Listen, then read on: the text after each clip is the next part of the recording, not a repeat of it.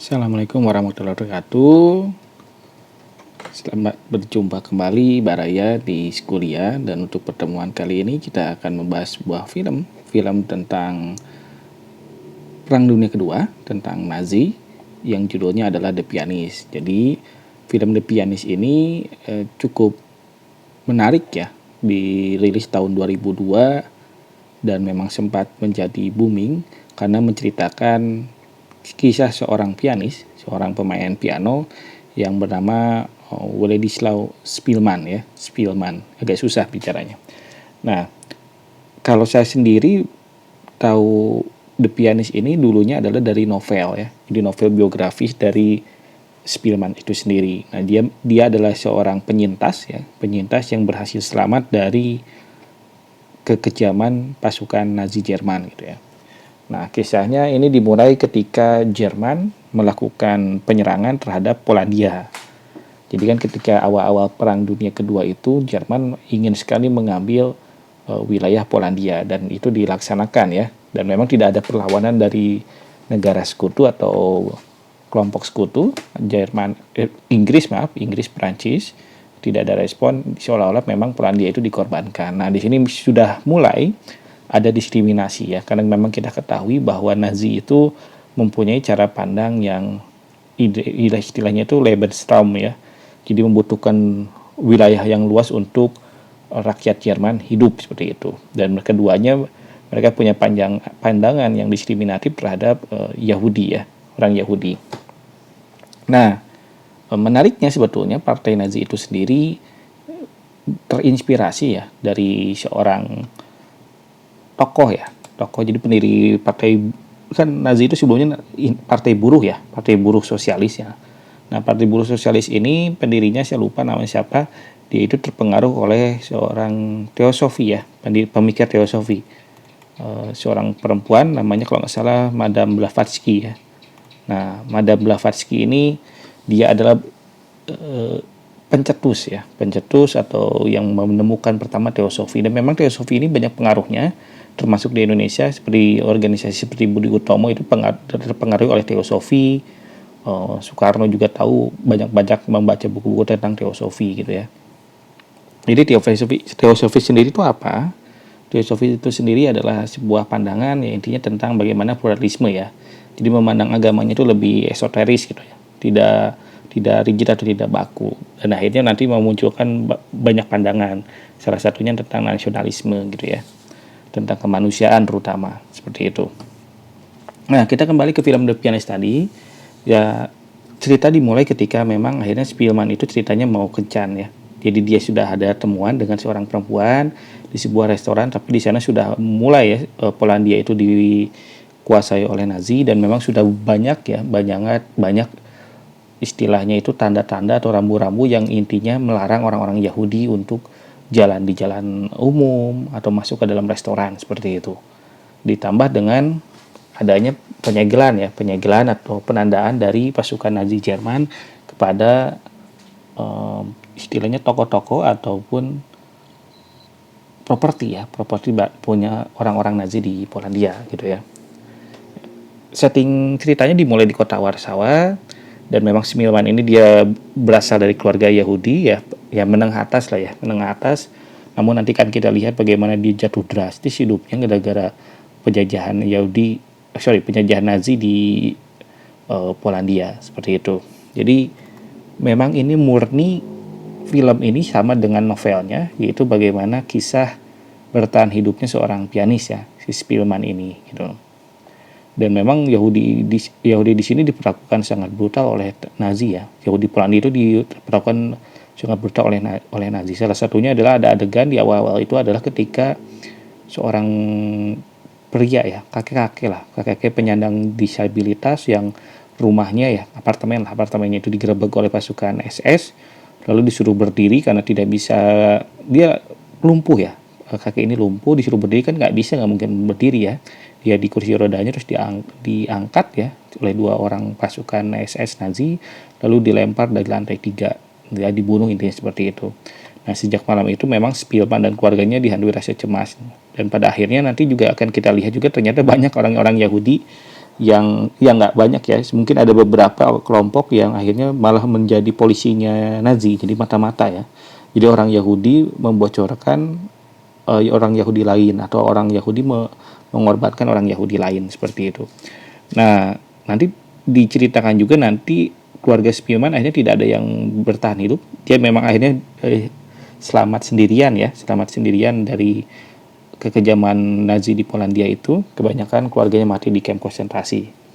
Dia di sana dikerja paksa ya, diangkut di kereta yang penuh sesak. Jadi memang ada adegan di mana ketika di disuruh naik kereta ya keluarganya Spielmann itu, tapi disuruh nunggu. Nah, disuruh nunggu, tidak ada bahan, disuruh nunggu di sebuah lapang di tengah terik matahari, tidak ada minum, tidak ada makanan dan sebagainya gitu ya. Akhirnya orang-orang Yahudi itu banyak yang dehidrasi, kekurangan air, banyak yang meninggal, salah satunya anak kecil. Jadi ada seorang ibu yang gendong anaknya itu tolong minta air, padahal anaknya sudah menjadi ya meninggal ya, sudah menjadi mayat gitu. Itu tragis banget gitu ya, seperti itu. Nah, Spielmann sendiri sebetulnya dia sempat akan masuk ke kamp konsentrasi, tapi dia masuk dulu ke penjara ya. Penjara, jadi di penjara itu dia diberdayakan untuk membangun sebuah bangunan. Nah, di situ dia apa ya istilahnya, berhasil meloloskan diri gara-gara ada pemberontakan orang Yahudi ya. Jadi intinya partisannya Yahudi itu melawan ya, karena mungkin karena sudah tidak sanggup lagi untuk ditekan oleh Nazi ya, ini mereka mau lawan. Nah, di situ Spielmann punya peluang untuk kabur, dan memang ya ini dia kabur dan bersembunyi ya di reruntuhan kota Warsawa gitu ya. Sampai nanti akhirnya dia bertemu dengan seorang jenderal Yahudi, bukan jenderal ya, seorang prajurit Nazi Jerman ya, prajurit Nazi Jerman yang ternyata ini berbeda, dia seorang yang baik hati ya, orang yang baik hati gitu. Nah, orang ini kalau nggak salah siapa ya namanya ya, jadi ini kolonel siapa ya, dia itu pencinta banget piano gitu, dan ketika nggak sengaja si si prajurit Nazi ini mendengar Spielmann main piano gitu di kota yang memang udah porak-poranda, ternyata masih ada sisa piano satu gitu, dan itu dimainkan oleh Spielmann gitu ya. Nah, disitulah nanti akhirnya ada perkenalan ya, kalau nggak salah Kapten Hosenfeld ya. Ini si Kapten prajurit Nazi itu namanya Kapten Hosenfeld yang menyelamatkan Spielmann. Namun akhirnya nanti kan si Kapten Hosenfeld ini malah kan Nazi kalah perang ya. Akhirnya ditangkap oleh pasukan komunis Rusia, lalu akhirnya digulag ya, dikirim ke gulag gitu, di kamp konsentrasinya Rusia, dan akhirnya kalau nggak salah mati. Jadi sempat Kapten Hosenfeld ini meminta bantuan, suruh orang lokal Polandia untuk mencari Spielmann supaya membebaskan dia, karena ya tidak bisa dipungkiri Spielmann ini juga mempunyai hutang nyawa ya terhadap Hosenfeld yang membantu dia bertahan hidup, memberi makanan, memberi jaket dan sebagainya untuk bisa melewati musim dingin di Warsawa ketika sudah luluh lantak oleh Perang Dunia Kedua, terutama oleh serangan Nazi seperti itu. Nah, yang menarik dari Yahudi sendiri memang tidak bisa dipungkiri kalau dalam sosiologi itu orang-orang Yahudi itu masuk dalam masyarakat yang sifatnya itu adalah eksklusif. Jadi kalau kalian lihat gitu ya, agama Yahudi ini berbeda dengan agama Kristen dan Islam meskipun sama-sama agama Abrahamik ya. Kenapa berbeda? Ya karena kalau Islam dan Kristen kan punya sifat misionaris, menyebarkan gitu ya. Apakah itu dengan ya tadi ya misi-misi tertentu, tulisan, lisan, dan mungkin dengan ya fisik gitu dan sebagainya. Untuk yang Yahudi meskipun Abrahamik ya, agama Ibrahim gitu ya, tapi agama dari garis Ibrahim, tapi dia tidak punya sifat misionaris. Jadi memang cukup eksklusif ya. Eksklusifnya itu adalah maksudnya ya, penyebarannya hanya untuk orang-orang Yahudi lagi seperti itu ya, umumnya seperti itu. Dan ketika ada orang Yahudi yang menikah dengan orang di luar Yahudi, terutama misalnya laki-laki ya, misalnya seperti David Beckham, pemain sepak bola Inggris pada zaman dulu tahun 90-an, tahun 2000-an awal, itu sangat terkenal sekali, pemain Real Madrid, David Beckham, dia orang Yahudi lalu menikah dengan Victoria Adam yang bukan orang Yahudi, dan akhirnya kan dia bukan dikeluarkan, jadi tidak dianggap lagi garis keyahudiannya gitu, seperti itu. Jadi memang cukup eksklusif. Ini seperti modelnya orang-orang Tionghoa ya, orang-orang Tionghoa umumnya di dunia seperti itu. Jadi mereka mempunyai komunitas sendiri. Kalau orang Tionghoa gitu kan, di Amerika dia punya Chinatown sendiri, ada komunitasnya sendiri, di Indonesia pun juga ada komunitasnya sendiri. Ya karena sifatnya masyarakat yang eksklusif gitu ya. Di Yahudi pun sama, di di Amerika punya wilayahnya sendiri, apakah di Bronx atau di mana, atau di Brooklyn atau di mana gitu kan. Di Belanda juga punya komunitasnya sendiri gitu, seperti itu. Oh, saya tidak berbicara baik atau tidak masalah masyarakat eksklusif ini, karena memang punya istilahnya itu apa ya, punya semacam argumen atau punya semacam sebab utama kenapa suatu masyarakat menjadi eksklusif seperti itu. Biasanya kalau untuk kasus yang orang Yahudi ini kan, komunitas Yahudi ini, karena memang mereka eh, dalam sejarahnya kan memang terus dikejar-kejar, jadi ikatan istilahnya kesukuannya, atau istilah ikatan kelompoknya itu jadi sangat kuat gitu, jadi seperti itu ya. Atau kasusnya seperti apa ya istilahnya, orang Tionghoa gitu ya, orang Tionghoa juga sama seperti itu. Kalau nggak salah kaisar dinasti Tang ya, dinasti Tang ya, yang akhirnya nanti mengirim, jadi ada warga kenegaraan ya, kalau kalau nggak salah di orang Tionghoa itu di zaman kaisar Tang itu, kalau nggak salah ya, itu punya paham, kalau nggak salah itu apa istilah latinnya itu, jadi intinya selama dia orang Tionghoa dimanapun dia berada itu dia merupakan bangsa Tionghoa gitu. Jadi kepada pusatnya. Makanya kan orang-orang Tionghoa dia selain punya nama di Indonesia, kalau Indonesia kasusnya punya nama Indonesia, punya nama Tionghoanya juga. Dan masih kasarnya istilahnya masih menghormati budaya dan tempat leluhurnya di Tiongkok sana, seperti itu ya. Jadi memang ada ikatan-ikatan seperti itu ya. Nah, itu saya lupa lagi apa namanya. Jadi kewarganegaraannya dilihat dari, kalau nggak salah bapaknya itu orang Tionghoa, ya dia Tionghoa, mau tinggal dimanapun bebas gitu ya, tetap dia Tionghoa. Beda kasus kalau Indonesia, kalau nggak salah, kalau Indonesia kan siapapun orangnya, kalau dia tinggal di Indonesia, dia lahir di Indonesia, maka dia akan menjadi warga negara Indonesia, seperti itu. Jadi ya ini tergantung masing-masing ya, jadi bentuk nasionalismenya sebenarnya ada seperti itu. Sama seperti Nazi Jerman juga.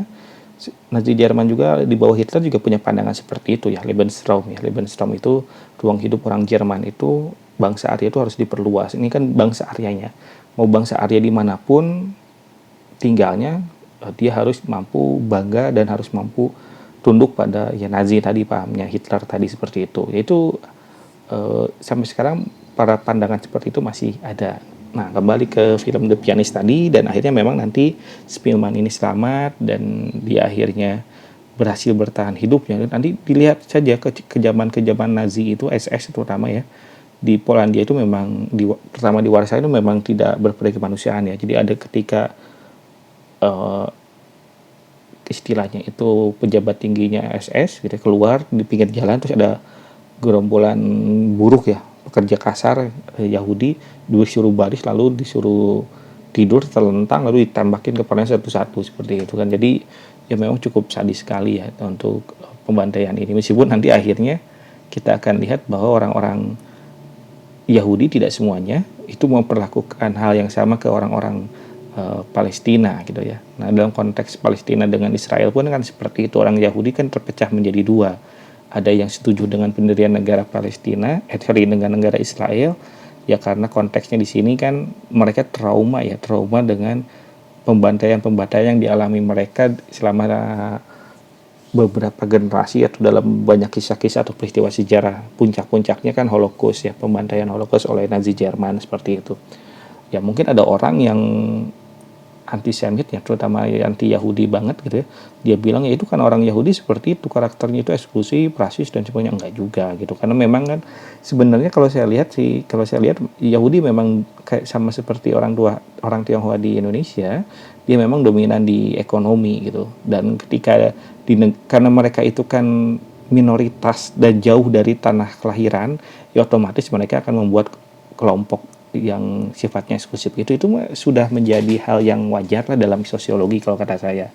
Nah, kasus yang di Israel pun seperti itu. Jadi ketika ada orang-orang yang akhirnya takut, traumatik di bawah Theodor Herzl, lalu dia bikin Zionisme, lalu mendirikan negara Israel, nah, seperti itu kan. Tapi mereka akhirnya kan ribut dengan orang-orang Palestina gitu, dengan orang Palestina. Meskipun kita harus lihat juga di Israel pun juga banyak masyarakatnya yang sebenarnya tidak setuju dengan kekerasan yang dilakukan pemerintahannya atau tentara-tentaranya terhadap Palestina. Dan di Palestina itu kan cukup plural juga ya, tidak hanya Muslim tapi juga ada orang-orang Kristen dan sebagainya gitu ya. Termasuk di Israelnya pun yang Yahudinya ada Yahudi Askenazim, Sephardim, lalu